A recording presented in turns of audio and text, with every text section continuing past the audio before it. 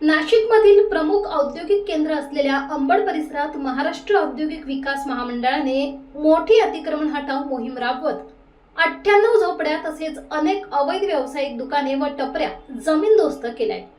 या कारवाईमुळे सुमारे 40 हेक्टर जमीन अतिक्रमण मुक्त झाली असून भविष्यात ही जमीन नव्या औद्योगिक प्रकल्पांना आणि गुंतवणूकदारांना उपलब्ध करून दिली जाणार आहे।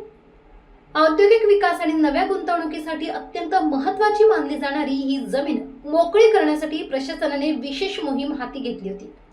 कारवाई दरम्यान कोणताही अनुचित प्रकार घडू नये म्हणून मोठा पोलीस बंदोबस्त तैनात करण्यात आला होता।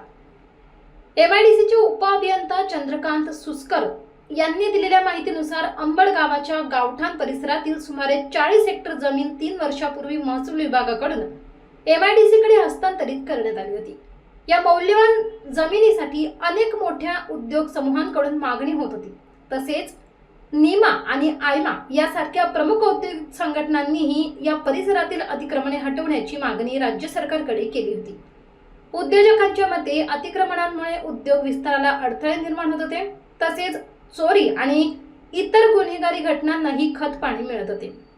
दरम्यान ही कारवाई शांततेत पार पाडण्यासाठी प्रशासनाने रविवारी मध्यरात्रीपासूनच तयारी सुरू केली होती। संपूर्ण प्रभावित परिसरात बॅरिकेडिंग करून तो सील बंद करण्यात आला आणि सर्वसामान्यांच्या प्रवेशावर निर्बंध लावण्यात आले।